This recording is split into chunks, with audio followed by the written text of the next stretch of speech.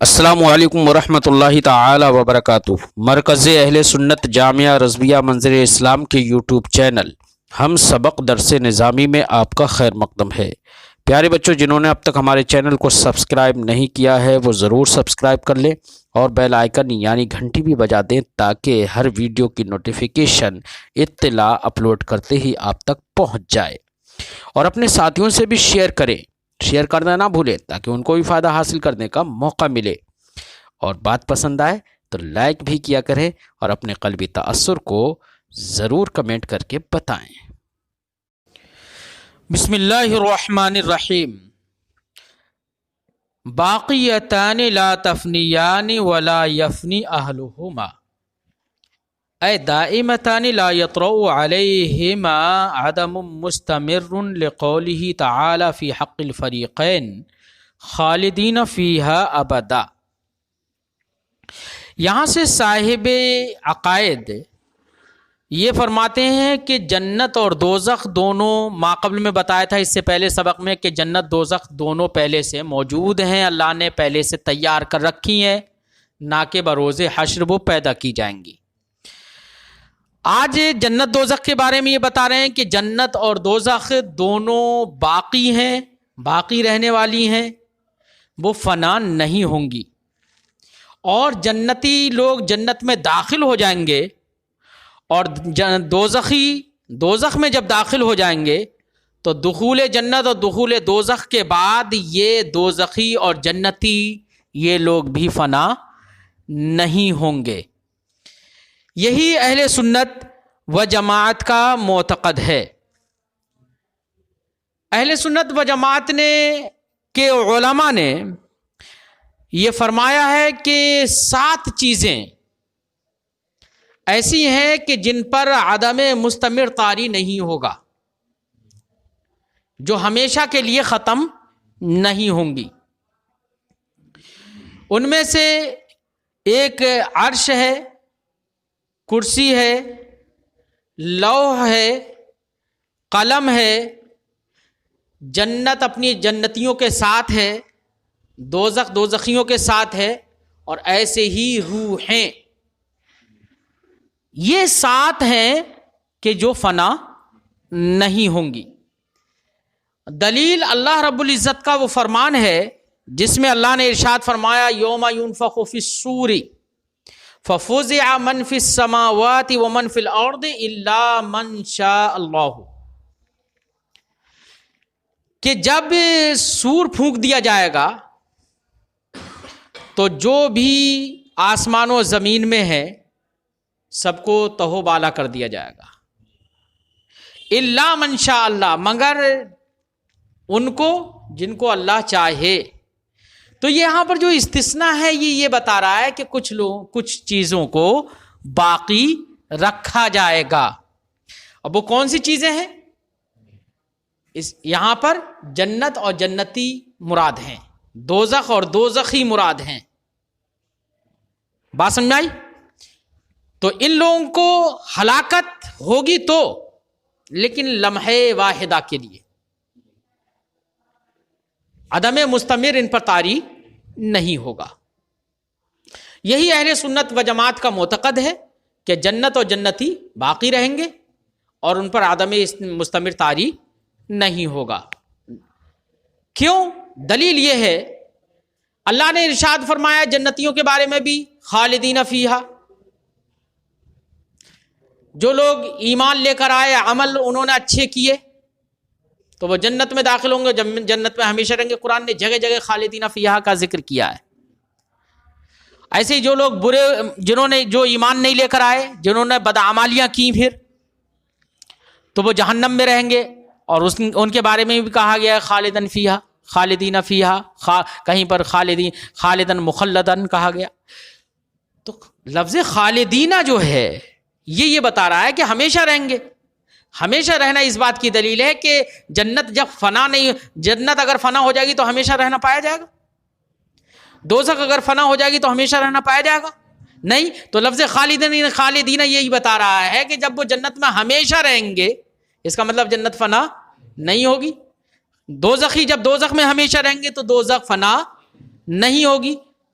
ہے، یعنی فنا نہ ہونے سے مراد یہ کہ عدم مستمر طاری نہیں ہوگا، یعنی ہمیشہ کے لیے. لحظتاً تو سب پر کل شیء ہالک الا وجہہ کے تحت لحظتاً تو لمحتاً تو سب پر ایک وقت میں فنا طاری ہوگا. بات سمجھ آئی؟ فرماتے ہیں باقیتان لا تفنیان، جنت و دوزخ دونوں باقی ہیں، باقی رہنے والی ہیں، فنا نہیں ہوں گی. ولا یفنی اہلہما، نہ ہی ان کے اہل فنا ہوں گے. فنا نہیں ہوں گے اس کا مطلب اے دائمتان، دوزخ اور جنت دونوں ہمیشہ رہیں گی. لا یطرأ علیہما عدم مستمر، ہمیشہ رہنے کا معنی ہمارے نزدیک یہ ہے کہ ان پر عدم مستمر طاری نہیں ہوگا. تو عدم مستمر بتا کر یہ بتا دیا کہ لحظتاً تو عدم طاری ہوگا ان پر، لمحتاً تو عدم طاری ہوگا. ہمیشہ رہیں گی یہ کیوں؟ اللہ نے ارشاد فرمایا حق فی حق الفریقین، جنتیوں کے سلسلے میں بھی اور دوزخیوں کے سلسلے میں بھی، کیا؟ خالدین فیہا ابدا. قرآن میں جگہ جگہ فرمایا گیا. یہ بتا رہا ہے کہ جنت جب ہمیشہ جہنمی اور دوزخی ہمیشہ رہیں گے تو تبھی تو رہیں گے نا جب پہلے دوزخ بھی رہے. مکین ہو مکان نہ ہو تو کیسا مکین ہوگا؟ وہ نہیں ہو سکتا نا، بغیر مکان کے مکین کیسے ہوگا؟ فرماتے ہیں وَأَمَّا مَا قِيلَ مِنْ أَنَّهُمَا تَهْلِكَانِ، اور رہی ہے وہ بات جو یہ کہا گیا ہے کہ جنت اور دوزخ دونوں ہلاک ہو جائیں گی. وَلَوْ لَحْظَةً، اگرچہ ایک لمحہ کے لیے ہی کیوں نہ صحیح. تحقیقاً لقولہ تعالی، اللہ رب العزت کے اس قول کل شیء ہالک الا وجہہ کی تحقیق و تصدیق کی بنا پر، تاکہ اس کی تثبیت ہو جائے. تو فرماتے ہیں کہ اگر لمحتاً ہلاک بھی ہو گئی تو یہ بقا اور دوام کے منافی نہیں ہے. یہ جو کہا جا رہا ہے یہ اس کے منافی نہیں ہے. فرماتے ہیں فلا ینافی البقا، تو یہ لحظتاً عدم کا ہونا، ہلاک ہو جانا، یہ بقا کے منافی نہیں ہے اس معنی کر. لأنک قد عرفت، کیونکہ آپ نے یہ بات پہچان لی ہے، سمجھ لی ہے، انہ لا دلالۃ فی الآیۃ علی الفنا، کل شیء ہالک الا وجہہ، ہالک کہا گیا ہے. آیت کریمہ کی دلالت فنا پر نہیں ہے. یہ نہیں ہے کہ ہر چیز فنا ہو جائے گی، ہلاک ہوگی. اور ہلاک ہونے کا مطلب کیا ہے؟ ما قبل میں اس سے پہلے پڑھ چکے ہو. ارے ہلاکت کا معنی ہو اس سے پہلے پڑھ چکے اس سبق میں. ہاں، تو آپ نے جان لیا ہے کہ ہلاکت یہ فنا پر دلالت نہیں کرتا. وذهبت الجہمیہ، اس میں جہمیہ کا اختلاف ہے. جہمیہ یہ وہ لوگ ہیں جو جہم ابن صفوان کو ماننے والے ہیں. کس کو؟ جہم ابن صفوان کو ماننے والے لوگ جہمیہ کہلاتے ہیں. ان لوگوں کا عقیدہ یہ ہے، ان لوگوں کا نظریہ یہ ہے کہ بندہ کو بالکل بھی کوئی قدرت حاصل نہیں ہے. بندہ جمادات، پتھر اور مٹی کی طرح ہے. جیسے کہ ایک پتھر، اس کے لیے کوئی حس و حرکت نہیں ہوتی، اس کے اندر اپنی کوئی قدرت نہیں ہوتی کہ وہ جہاں چاہے اپنے آپ سے چلے جائے، جو چاہے کرے. کوئی قدرت نہیں ہوتی ہے جمادات کے اندر. ایسے ہی یہ بندوں کو بھی مانتے ہیں کہ بندوں کے لیے بھی کوئی قدرت نہیں ہوتی ہے، نہ ہی قدرت کسبن مانتے ہیں یہ، سمجھے. اور خلقن تو خیر ہمارے نزدیک بھی نہیں ہے. تو ان کے نزدیک کوئی قدرت نہیں ہے، نہ ہی قدرت مؤثرہ ہے، نہ ہی قدرت کاسبہ ہے. تو یہ لوگ جہمیہ کہلاتے ہیں، جو کہ جہم ابن صفوان کو ماننے والے. ان لوگوں نے یہ کہا کہ جنت اور دوزخ یہ دونوں فنا ہو جائیں گی. پہلے جنتی جنت میں داخل ہوں گے، دوزخی دوزخ میں داخل ہوں گے، اور جب ان کا دخول ہو جائے گا تو دخول ہونے کے بعد جنت و دوزخ اپنے اہل کے ساتھ فنا ہو جائیں گی. کیا ہو جائیں گی؟ فنا ہو جائیں گی. جنت بھی فنا ہو جائے گی، جنتی بھی فنا ہو جائیں گے. دوزخ بھی فنا ہو جائے گی، دوزخی بھی فنا ہو جائیں گے. انہوں نے کہا اللہ کے سوا اور کوئی باقی نہیں رہے گا. یہ ان کا نظریہ ہے، ان کا اپنا عقیدہ ہے. لیکن ان کا یہ عقیدہ اجماع کے بھی خلاف ہے، قرآن و سنت کے بھی خلاف ہے. کیونکہ قرآن و سنت میں تو یہ کہا گیا ہے کہ جنتی ہمیشہ رہیں گے، دوزخی ہمیشہ رہیں گے، خالدین فیہا کہا گیا، اور تم کہہ رہے ہو کہ فنا ہو جائیں گے. تو خلاف قرآن پاک ہوا، آیات کریمہ کے خلاف ہوا نا. اور علماء میں سے صحابہ کرام کے دور سے لے کر اب تک چلے آئیے، ان لوگوں کے سوا، ان چند بے وقوفوں کے سوا علماء اہل سنت میں سے کوئی اس کا قائل نہیں ہوا، کوئی اس کا قائل نہیں ہے، سب کا اجماع ہے اس بات پر کہ جنت بھی ہمیشہ رہے گی اور جنتی بھی ہمیشہ رہیں گے۔ تو ان کا یہ قول، جو جہمیہ کا جو قول ہے، چونکہ یہ علماء اہل سنت سے نہیں ہے، ان کا قول یہ ہے کہ فنا ہو جائیں گے، ان کا یہ قول کتاب کے بھی مخالف ہے اور اجماع کے بھی مخالف ہے۔ فرماتے ہیں وذهبت الجہمیہ، جہمیہ اس بات کی طرف گئے ہیں کہ انہما تفنیان، کہ جنت و دوزخ دونوں فنا ہو جائیں گی، یفنی اہلہما، اور ان دونوں کے رہنے والے جو ہوں گے وہ بھی فنا ہو جائیں گے۔ وہو قول مخالف للکتاب، ان کا یہ قول کتاب کے بھی مخالف ہے اور سنت کے بھی مخالف ہے اور اجماع کے بھی مخالف ہے۔ ولیس علیہ شبہۃ فضلا عن حجۃ، ان کے پاس، ان جہمیہ کے پاس اس بات پر کوئی دلیل ظنی بھی نہیں ہے، دلیل ظنی بھی نہیں ہے اس بات پر کہ جنتی ہلاک ہو جائیں گے، اللہ کے سوا کوئی نہیں رہے گا، چہ جا کے دلیل قطعی ہو ان کے پاس کوئی شبہ بھی نہیں ہے اس بات پر چہ جا کے حجت ہو، ہے دلیل ظنیہ بھی نہیں ہے چہ جا کے دلیل قطعیہ ہو ان کے پاس۔ یہاں تک گفتگو ہوئی۔ آگے کی جو بحث ہے والکبیرہ سے، اس بحث کو پیش کرنے کا مقصد یہ ہے کہ اس سلسلے میں اختلاف ہے کہ کیا بندہ گناہ کبیرہ کرنے کی بنا پر ایمان سے خارج ہوتا ہے یا نہیں ہوتا ہے۔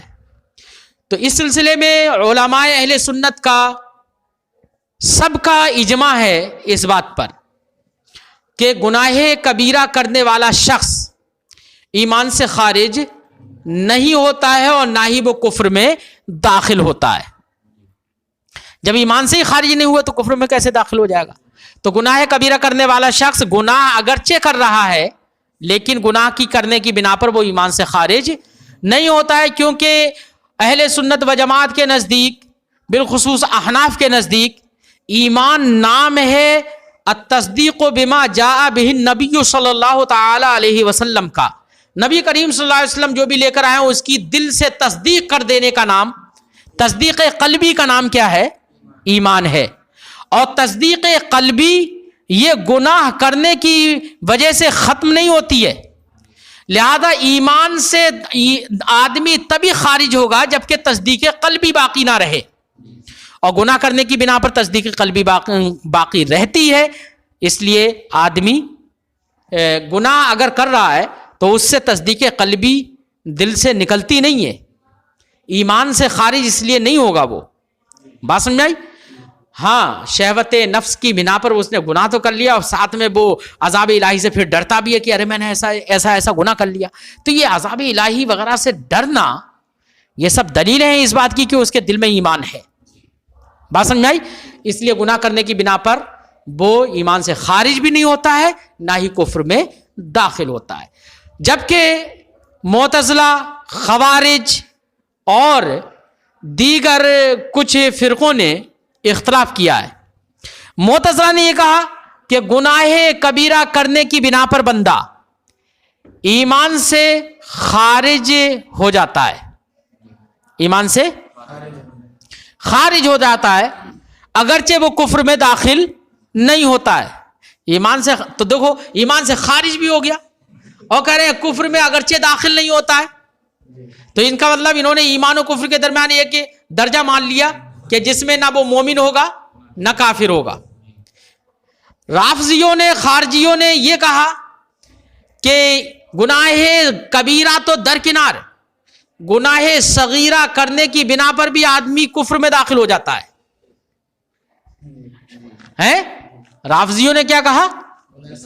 گناہ صغیرہ کرنے کی بنا پر بھی آدمی کفر میں داخل ہو جاتا ہے، کافر ہو جاتا ہے۔ ان کی اس قول کی بنا پر تو مجھے یقین ہے، ویسے تو دیگر دلائل تو درکنار، دوسری بات ہے درکنار، ان کے اپنے اس قول کی بنا پر مجھے یقین ہے کہ کوئی بھی رافضی مومن نہیں ہے۔ کیوں؟ اس لیے کہ گناہ صغیرہ کے لیے بھی کہہ دیا ہے، صحابہ کرام کو گالیاں دیتے ہیں، حضرت ابو بکر صدیق کو گالی دیتے ہیں, عمر فاروق کو گالی دیتے ہیں, غاصب کہتے ہیں, معاذ اللہ. یہ تو توہین صحابہ ہے, اور یہ تو گناہ کبیرہ ہے, اور یہ تو گناہ صغیرہ سے بھی کافر ہو جاتے ہیں. نبی کریم صلی اللہ علیہ وسلم نے فرمایا النیاحۃ من عمل الجاہلیہ, نوحہ کرنا یہ جاہلی زمانہ جاہلیت سے ہے, ان کا طریقہ ہے, تو گناہ تو ہوگا نا. کیا ہوگا؟ تو نوحہ کرنا, مزامیر کرنا, اور مطلب یہ ڈھول تماشے کرنا جیسے تعزیوں پہ ہوتے, تو گناہ ایک تو گناہ کبیرہ بھی ہے یہ. دوسرا یہ کہ اگر بقول شخص سے گناہ صغیرہ بھی مان لیا جائے تب بھی یہ تو کرتے ہی ہیں نا, نبی نے تو منع فرمایا ہے نا. اس لیے کوئی رافضی مومن ایمان والا نہیں ہے, سب کافر ہیں, کیونکہ انہوں نے صرف یہ نہیں کہا کہ ایمان سے خارج ہو جاتا ہے, انہوں نے کہا کافر ہو جاتا ہے, تو سب کافر ہے. بہرحال گفتگو یہ ہے, اختلاف ہے اس سلسلے میں کہ گناہ کبیرہ سے آدمی ایمان سے خارج ہوتا ہے یا نہیں ہوتا, یہ اختلاف ہے. اس بحث کو اس لیے مصنف گناہ کبیرہ کی بحث کو پیش کر رہے ہیں. ہاں یہ گفتگو کرنا ہے کہ گناہ کبیرہ ہے کیا. تو گناہ کبیرہ کے سلسلے میں اختلاف ہے. کسی نے گناہ کبیرہ کی تعریف کچھ کی ہے, کسی نے کچھ کی ہے, کسی نے کچھ کی ہے, الگ الگ تعریفیں ہیں. کسی نے گناہ کبیرہ کی حد بندی کر دی ہے کہ اتنے گناہ کبیرہ ہیں, کسی نے حد بندی کر دی ہے کہ اتنے گناہ کبیرہ ہیں. لیکن مسلک معتدل اور اہل سنت و جماعت کا عقیدہ یہ ہے, اور جمہور اہل سنت, علماء اہل سنت اس بات کے قائل ہیں کہ گناہ کبیرہ وہ گناہ ہے جس کے کرنے سے شریعت میں روکا گیا ہو, یا جس کے کرنے پر شریعت میں وعید وارد ہوئی ہو, یا جس کے کرنے سے کسی شعائر اسلام میں سے کسی شعار کی پامالی ہوتی ہو, کسی شعار کی پامالی ہوتی ہو, تو ایسا کام گناہ کبیرہ ہے. علامہ عبدالحق محدث دہلوی علیہ رحمت و رضوان نے یہ اشیاۃ اللمعات کے اندر اسی مفہوم کی یہی مفہوم ادا کیا ہے گناہ کبیرہ کی تعریف میں. تو گناہ کبیرہ صحیح یہ ہے کہ گناہ کبیرہ کیا ہے, جس سے شریعت میں روکا گیا ہو, یا جس کے کرنے پر شریعت میں وعید وارد ہو, یا جس کے کرنے سے شعائر اسلام میں سے کسی کی پامالی ہوتی ہو, وہ گناہ کبیرہ ہے. اب چاہے وہ چوری کرنا ہو, چاہے زنا کرنا ہو, چاہے مسلمانوں کو چھوڑ کر دشمنوں سے مل جانا ہو, یا کچھ اور ہو, شراب ہو, جوا ہو, یہ ان تمام چیزوں سے شریعت میں منع کیا گیا, یہ سب گناہ کبیرہ ہوں گے. اور یہ بھی سچائی ہے کہ جمہور علماء اہل سنت کے نزدیک گناہ کبیرہ کی تعداد متعین نہیں ہے. یہ راجح قول یہی ہے گناہ کبیرہ کی تعریف میں, جبکہ کچھ لوگوں نے یہ کہا کہ گناہ کبیرہ اور صغیرہ وہ اسمان اضافیات کیا ہیں, اس میں اضافی ہیں. ہر گناہ اپنے ماتحت کی طرف نسبت کرتے ہوئے گناہ کبیرہ ہے, اور ہر گناہ اپنے مافوق کی طرف نسبت کرتے ہوئے گناہ صغیرہ ہے. بات سمجھ آئی؟ مثال کے طور پر کوئی آدمی نماز چھوڑ رہا ہے, ساتھ ہی ساتھ زنا بھی کر رہا ہے, تو کس کو گناہ صغیرہ کہیں گے, کس کو گناہ کبیرہ کہیں گے؟ تو یہاں پر تو کسی کی طرف اس کی نسبت کی جائے تو یہاں پر تو نسبت ہی نہیں ہو رہی ہے. ہاں اتنا ہو سکتا ہے نماز چھوڑ رہا ہے, اور کوئی شخص یہ ہے کہ نماز تو نہیں چھوڑ رہا ہے لیکن نماز میں تعدیل ارکان ادا نہیں کر رہا ہے, تو اپنے مافوق کی طرف نسبت کرتے ہوئے نماز میں تعدیل ارکان ادا نہ کرنا, یہ بھی پھر گناہ صغیرہ ہو جائے گا, حالانکہ یہ گناہ کبیرہ ہے. یہ کیا ہے؟ گناہ کبیرہ ہے بھائی. صحیح بات یہ ہے کہ دونوں اس میں اضافی نہیں ہے. اگر اس میں اضافی ہو جائے تو کوئی بھی گناہ ممتاز نہیں ہو پائے گا ایک دوسرے سے.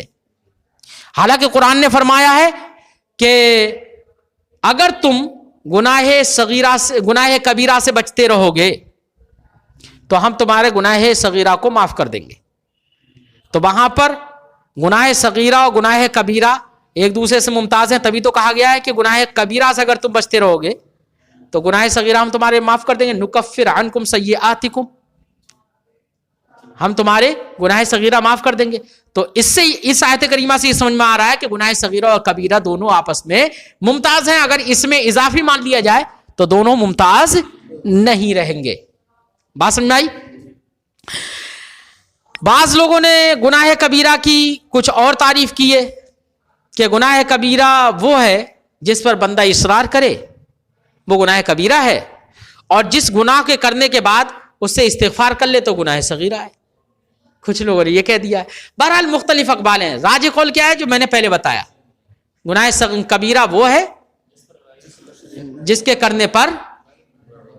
ہاں اب رہی یہ کہ احادیث میں کچھ احادیث میں گناہ کبیرہ کبھی 9 بتائے گئے ہیں، کچھ احادیث میں گناہ کبیرہ 7 بتائے گئے ہیں. حضرت علی نے کچھ کہا ہے.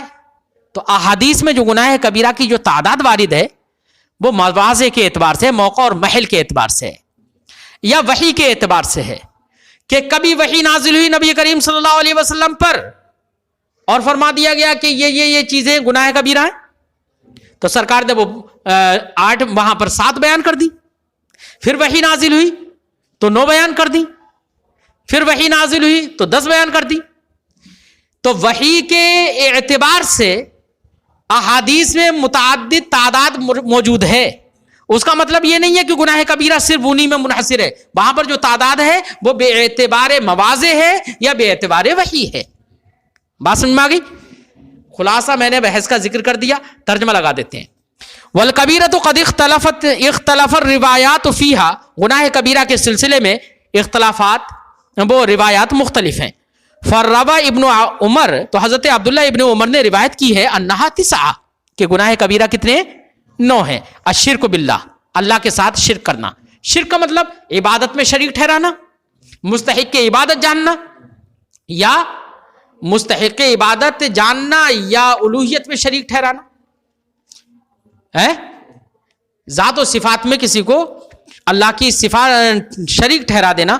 بلکہ شرک نام ہے مستحق عبادت مان لینا یا واجب الوجود مان لینا. سمجھے نہیں؟ اس کا نام کیا ہے؟ شرک ہے. یہاں پر شرک سے مراد، یہاں پر الشرک باللہ سے مراد بہتر یہ ہے کہ یہاں پر مطلقاً کفر ہو. کیا ہو؟ مطلقاً کفر ہو. کیونکہ اگر شرک نہیں بھی کرے لیکن کفر کر رہا ہے تو وہ بھی گناہ کبیرہ ہے. فرماتے ہیں وقتل النفس، اور دوسرا کیا ہے؟ قتل نفس ہے. یہ بھی گناہ کبیرہ. قتل نفس بغیر حق، چاہے وہ اپنے آپ کو مار لے یعنی خودکشی کر لے، آتم ہتیا، یا دوسرے کو مارے نہ حق، تو کیا ہے؟ یہ گناہ کبیرہ ہے. اب قتل نفس بغیر حق ہے کیا؟ تو قتل نفس بغیر حق وہ ہے جس قتل کی بنا پر قصاص یا دیت واجب ہوتی ہو، اس قتل کو قتل نفس بغیر حق کہیں گے. جس قتل کی بنا پر قصاص یا دیت واجب ہوتی ہو. کسی مسلمان کو ابھی آپ نے قتل کر دیا جا کے، تو آپ پر قصاص واجب ہوگا نہیں ہوگا؟ ہوگا نا. قرآن نے فرمایا کہ بھیا آنکھ کے بدلے آنکھ ہوگی، ناک کے بدلے ناک، ہر عضو کے بدلے اس پر. اب کسی کی گردن ہی کاٹ دی تو گردن کے بدلے گردن ہی کاٹی جائے گی. ٹھیک ہے نا؟ قصاص یہی تو ہے نا.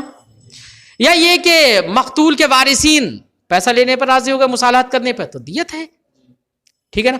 تو جس قتل کی بنا پر قصاص یا دیت لازم ہو وہ قتل بغیر حق ہے. کیا ہے؟ قتل بغیر حق. اب آپ کہیں گے کہ یار اپنی آپ کو، ابھی ہم نے کہا تھا نا کہ اپنے آپ کو مار لینا، خودکشی کر لینا، یہ بھی قتل نفس بغیر حق ہے.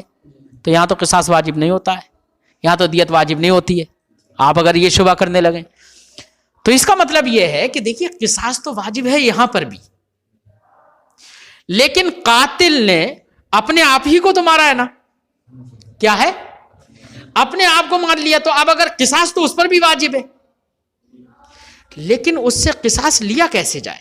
دنیا میں اس سے قصاص لیا کیسے جائے گا بھائی؟ اس نے تو اپنے آپ کو مار ہی لیا. اب اس مقتول کو کیسے مارا جائے؟ سمجھے نہیں؟ تو دنیا میں چونکہ اس سے قصاص لینا متعذر ہے اس لیے یہاں پر قصاص نہیں لیا جاتا ہے، ورنہ تو قصاص اس صورت میں بھی لازم ہوگا ہے۔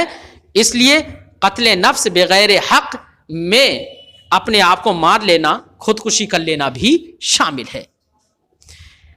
فرماتے ہیں وقذف المحصنہ، ایسی پاک دامن عورت کو تہمت لگانا یہ بھی گناہ کبیرہ ہے، زنا بھی گناہ کبیرہ ہے۔ والفرار عن الزحف، اور مسلمانوں کی جماعت سے بھاگ کر غیر مسلموں کی جماعت میں داخل ہو جانا، ان کی معاونت کرنا، یہ بھی گناہ کبیرہ۔ والسحر، اور جادو بھی گناہ کبیرہ۔ ہمارے علماء نے فرمایا جادو کا سیکھنا سکھانا یہ گناہ کبیرہ ہے، حرام ہے۔ کیا ہے؟ حرام ہے۔ اور اس کا استعمال کرنا یہ بھی حرام ہے۔ بعض علماء نے تو تکفیر کا تک قول کر لیا کہ سیکھنا سکھانا کفر ہے، لیکن جمہور کا قول یہی ہے کہ سیکھنا سکھانا کفر نہیں ہے لیکن گناہ ہے۔ کیا ہے؟ ہاں، اگر سحر کا سیکھنا سکھانا اس پر مشتمل ہو کہ اس میں طاعت عباد ہوتی ہو، بندوں کی پرستش ہوتی ہو، غیر اللہ کی پرستش اور عبادت کی جا رہی ہو، اگر تو ایسی تعلیم و تعلم میں کفر ہو جائے گا۔ کیا ہو جائے گا؟ کفر ہو جائے گا۔ فرماتے ہیں وَأَكْلُ مَالِ الْيَتِيمِ، ایسی مال یتیم کو کھانا بھی گناہ کبیرہ۔ وَعُقُوقُ الْوَالِدَيْنِ الْمُسْلِمَيْنِ، مسلمان والدین کی نافرمانی کرنا بھی گناہ کبیرہ ہے۔ وَالْإِلْحَادُ فِي الْحُرُمِ، اور اللہ کی نشانیوں میں کی پامالی کرنا، شعار اسلام جسے ہم کہتے ہیں، ان کی پامالی کرنا یہ بھی گناہ کبیرہ ہے۔ وقیلا وزاد ابو ہریرہ، تو حضرت عبداللہ ابن عمر نے کتنے بیان کیے؟ 9۔ حضرت ابو ہریرہ نے ایک اور بڑھا دیا، اکل الربا، سود کھانا، کیونکہ قرآن پاک میں سود کھانے کے بارے میں بھی وعید آئی ہے۔ وزاد علی، اور حضرت علی نے اسی پر ایک اور بڑھایا، 11واں کر دیا سرقہ وشرب الخمر، 2 بڑھا دیے بلکہ ہے، تو انہوں نے 12 اب بتا دیے۔ تو تعداد اس کا مطلب متعین نہیں ہے، تو جن جن روایتوں میں تعداد کا ذکر ہے وہ میں نے جواب دیا تھا بے اعتبار وحی ہے یا بے اعتبار مواضع کے جس موقع و محل پر جو موزون تھا سرکار نے اس کو بیان کر دیا۔ وقیلا، اور ایک بات یہ بھی کہی ہے کل ما کان مفسدته مثل مفسدت شیء مما ذکر، ہر وہ چیز گناہ کبیرہ ہے، ہر وہ کام گناہ کبیرہ ہے جس کا فساد مذکورہ جو چیزیں ہم نے ذکر کر دی ان کے فساد کے برابر ہو اور اکثر یا ان سے بڑھ کر ہو۔ وقیلا، ایک بات یہ بھی کہی ہے کل ما توعد علیہ الشارع، ہر وہ فعل گناہ کبیرہ ہے جس پر شارع نے وعید فرما دی ہو خصوصیت کے ساتھ ہے۔ تو سب کا معال، ہم نے وہ تعریف جو ذکر کی تھی، سب کا معال وہی ہے، ٹھیک ہے۔ وقیلا، اور یہ بھی کہا گیا کل معصیت اصر علیہا، ہر وہ معصیت جس پر بندہ اصرار کرے تو وہ گناہ کبیرہ ہے۔ وکل ما استغفر عنہا فہی صغیرہ، اور ہر وہ معصیت جس سے استغفار کر لے بندہ تو وہ صغیرہ ہے، یہ بھی کہا گیا ہے۔ بات سمجھائی؟ وقالا صاحب الکفایہ، اور صاحب کفایہ نے یہ کہا ہے کہ والحق، حق یہ ہے انہما اسمانی اضافیات، کہ گناہ کبیرہ اور صغیرہ یہ دونوں اس میں اضافی ہیں، لا یعرفان بذاتیہما، یہ اپنے ذات کے اعتبار سے معروف، ان کی معرفت نہیں ہوتی ہے بلکہ ایک دوسرے کی طرف نسبت کرتے ہوئے ان کی معرفت ہوتی ہے۔ فکل معصیت اضیفت الی ما فوقہا، تو ہر وہ معصیت جو اپنے ما فوق کی طرف منسوب ہو فہی صغیرہ، تو وہ صغیرہ ہے۔ وَإِنْ اضیفت الی ما دونہا، اور ہر وہ معصیت جو اپنے ماتحت کی طرف، مادون کی طرف، اپنے سے کم کی طرف منسوب ہو تو وہ کبیرہ، وہ کیا ہے؟ کبیرہ ہے۔ والکبیرۃ المطلقہ ہی الکفر، اور کبیرہ مطلقہ جو ہے وہ کفر ہے۔ اذ لا ذنب اکبر من، کیونکہ اس سے بڑھ کر کوئی گناہ نہیں ہے۔ وبالجملہ، خلاصہ یہ نکلا کہ المراد ہا ہونا، یہاں پر مراد یہ ہے ان الکبیرۃ التی ہی غیر الکفر، وہ کبیرہ مراد ہے جو کہ غیر کفر ہے، کیونکہ یہاں پر بحث ہوگی اس بات سے کہ کبیرہ ایمان سے خارج نہیں کرتا ہے، اور کفر تو ایمان سے خارج ہی کر دیتا ہے نا، اس لیے یہاں پر جو کبیرہ مراد ہے والکبیرۃ لا تخرج العبد المؤمن من الایمان، یہاں پر کبیرہ سے مراد کیا ہے؟ غیر کفر۔ بات سمجھ میں آئی؟ ٹھیک ہے، آج کی گفتگو یہیں پر ختم۔